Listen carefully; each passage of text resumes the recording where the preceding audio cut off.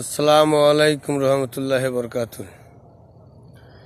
আমি আজকে একটা প্রশ্ন করব ডাক্তার জাকির নায়কের লেগেন।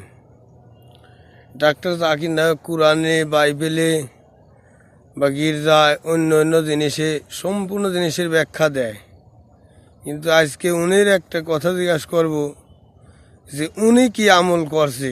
উনি তো এতদিন করে মানুষের গল্প করছে, উনির কি কামাই, উনি কি লগতে কিছু বলতে পারবে যে আমি এই কামাই করছি বা এইটি আমি জানি, আমি এই কামাই মানুষ শিখিতেছি। কোনো মানুষের শিক্ষাও দিতে পারবে না, কারণ ও শিক্ষা দেওয়া জানে না। ও যা জানে ওইটি শিক্ষা না। সত্য কথা ও প্রকাশ করতে পারে না, প্রকাশ জানে না। সত্য কথা ও অরিজিনাল যে আল্লাহর কথা বা নবীর কথা, সত্য যেটা পৃথিবীর, সেইটি জানে না। আর সেইটি জানি আমি, কারণ গুরুর মুক্তা সবই আমি জানি। গুরুর কাছে যে মুক্তা আছে, সব মুক্তাই আমার জানা আছে।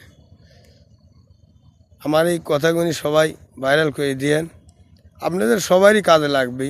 কারণ এই পৃথিবীতে একজনও বাদ থাকবে না, কিন্তু এই পৃথিবীর মানুষেরই বিচার হবে, আর কোনো জিনিসের বিচার হবে না।